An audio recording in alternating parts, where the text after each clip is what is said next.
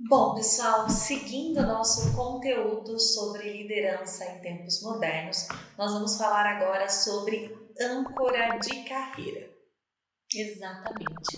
Em 1950, na década de 50, começou uma investigação sobre o início do planejamento da carreira, né? Então, o Shen, né, começou a trabalhar e entender como que acontecia o planejamento da carreira. Por que alguns profissionais permaneciam em algum lugar e realmente continuavam ali, gostavam do que estavam fazendo, e outros com o mesmo perfil não conseguia permanecer naquela realidade.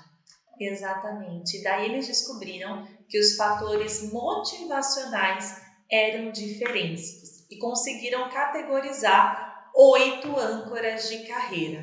É importante ressaltar que as pessoas não mudam sua carreira de âncora de carreira ao longo da sua vida. Ela pode mudar de carreira, mas não da sua âncora de carreira, né? Eles analisaram isso em diferentes culturas, analisaram a biografia das pessoas e quais eram os padrões de inferência das suas escolhas ao longo da vida. Exatamente. Como a Milena falou, existem algumas âncoras de carreira, a gente vai passar rapidamente por elas, para que você consiga já, né, se você ainda não fez o seu mapeamento, vai ficar o convite aqui para você realizar o mapeamento, a gente vai deixar o link aqui, né, para que as pessoas consigam realizar. E existem 8. Então, existe a competência técnica funcional, a competência gerencial, autonomia e independência, segurança e estabilidade, criatividade empreendedora, dedicação a uma causa, puro desafio e estilo de vida. Olhando para essas âncoras de carreira, a gente consegue entender o que motiva aquele colaborador a estar dentro da empresa. E de fato se tem conexão com o cargo que ele exerce, né? Com o que aquele cargo proporciona para ele. Nós temos sempre 2 ou 3 âncoras muito fortes, que são os prismas para suas decisões ao longo da sua carreira, e uma âncora que é a menos congruente com você. Então, se porventura o que você faz tem muito dessa âncora, que é que você tem menor pontuação, provavelmente você se sinta desestimulado, a proatividade não vai aparecer, você vai em pouco tempo querer mudar daquela empresa, daquele cargo, daquela situação, né? Então, isso é muito interessante, é muito importante que a gente entre nesse aspecto, né? Que a gente olhe para esse detalhe para entender como que isso faz sentido ao longo da sua trajetória. Eu preciso olhar para aquelas que eu tenho maior pontuação e entender que aqui está o caminho das minhas decisões, não só minha, né? Mas dos colaboradores que trabalham comigo enquanto líder, e também entender aquilo que não tem nada a ver comigo e que pode ser um fator de desestímulo para exercer a liderança que eu exerço ou para realizar o trabalho que eu realizo. Exatamente. Olhar para a âncora de carreira é entender, né, com um olhar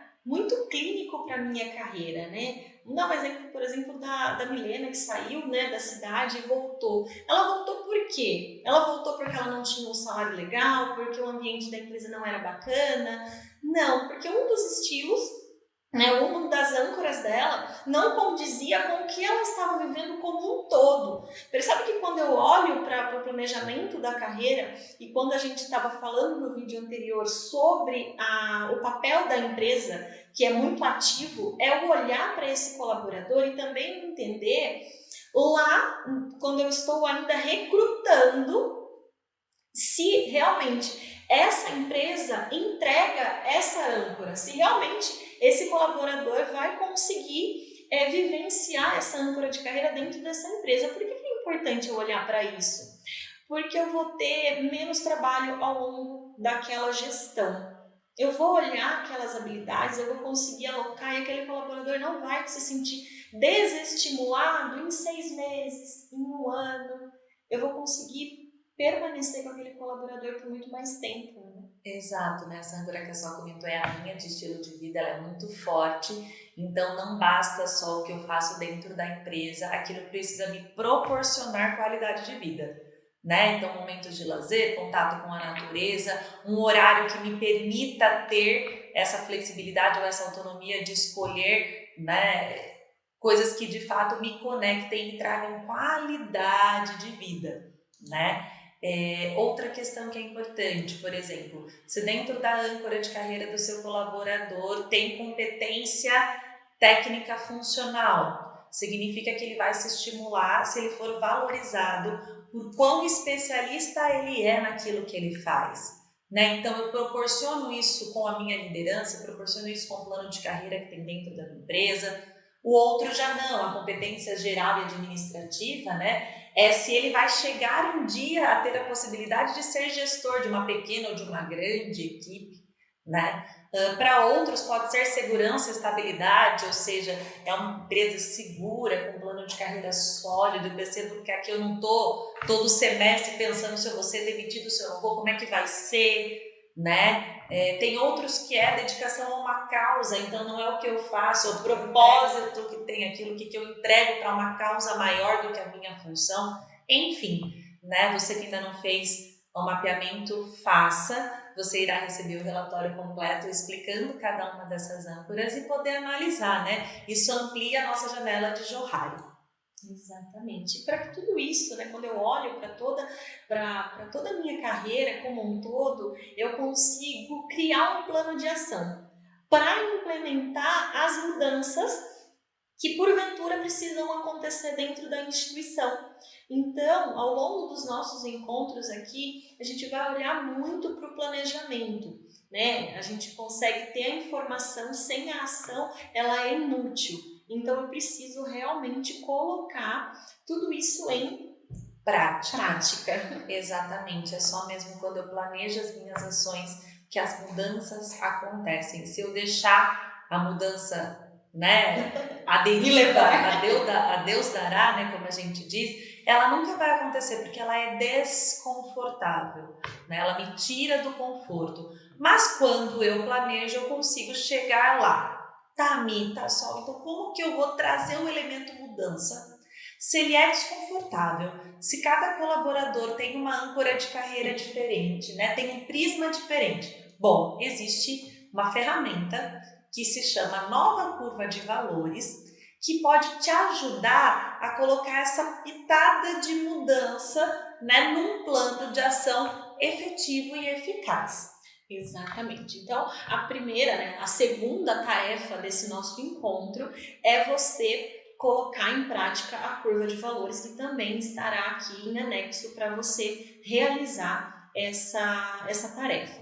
Então, primeiro você vai criar, né? Você vai entender quais são os atributos nunca oferecidos por esse setor que devem ser criados. Então, para que essa mudança aconteça, para que esse planejamento aconteça, eu preciso olhar para esses atributos, para eu entender o que está faltando para que essa ação aconteça. Segundo prisma, o que eu preciso reduzir? Então, olhando para o meu setor, olhando, né, para a parte que me cabe, né, dessa organização, quais atributos devem ser reduzidos até abaixo, né, de outros padrões setoriais, porque não cabe aqui, né, não está sendo mais um ponto de valor para o meu cliente, não está sendo mais um ponto de valor para os colaboradores que ali estão, e às vezes eu estou exigindo de algo que não importa mais. Então, primeiro, que eu vou criar, segundo, que eu vou reduzir. Passando por esses dois pontos, a gente vai entender o que é necessário eliminar. Existem alguns atributos que a gente acaba considerando, mas que eles podem ser e devem ser eliminados quando eu olho para esse plano de ação. Às vezes você está pedindo algo para aquele colaborador ou tem algum processo que não precisa acontecer. A gente costuma dizer, né, que fisicamente dois corpos não coabitam no mesmo lugar, né? Então, para que o novo venha, eu preciso eliminar o velho, né? Eu só consigo adicionar novas peças se eu retirar as antigas. Então, quais são os pontos de eliminação? E quarto, o que eu preciso elevar.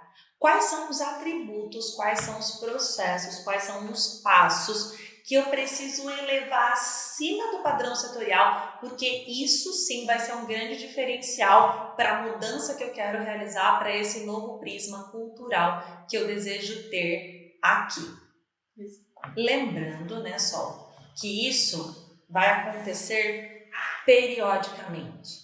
Os ciclos de mudança, né, Sol, eles não são estáticos, assim como a nossa vida não é estática. A organização, a empresa, ela é um organismo vivo, né? Então, de tempos em tempos, revise isso. Crie novas curvas de valores, né? Exato, exato. É muito importante. Às vezes a gente acaba, por ser um CNPJ, a gente acaba acreditando, né, que eu posso deixar aquilo e ele vai rodar. Eu joguei essa informação para a Milena e vai rodar por um tempo. Não, como a Milena falou, é um organismo vivo. Sendo um organismo vivo, eu preciso realmente ir lá e olhar e entender periodicamente se aquele plano está acontecendo, porque se eu deixo de olhar por muito tempo, o buraco pode ser muito maior. Exatamente. Né? Então, são contribuições, novos olhares, né? Para que vocês não caiam em possíveis armadilhas. Né? Armadilhas do status da liderança. Então, tem pessoas que elas não estão líderes, né? Elas se acreditam que aquela cadeira é delas. Né? A imagem que essa posição, que aquela área da empresa traz, a pressão, né? Então eu tenho que me manter líder por conta da minha família, porque isso tem um bônus de salário X, né? Isso vai fazendo com que a gente caia em armadilhas de, ao invés, né, de olhar para a própria janela de Ohari, de olhar para a sua âncora, de olhar para essa curva de valores e se desenvolver, eu fique amarrada, né? Eu fique amarrada no curto prazo, eu fique amarrada, né, nesse movimento. Então, de fato, é um desafio, a gente sabe disso, mas é um desafio possível se eu revisar de tempos em tempos, se eu trazer esse olhar, né, Sol? Exatamente. Então, o convite que fica com esse vídeo é que você visite a sua âncora de carreira, faça um mapeamento. Se você ficar com alguma dúvida, nos mande uma mensaginha no nosso número do WhatsApp e olhe para a curva de valores. Faça a curva de valores da sua liderança, da sua empresa, da sua organização. Um forte abraço e até o próximo vídeo.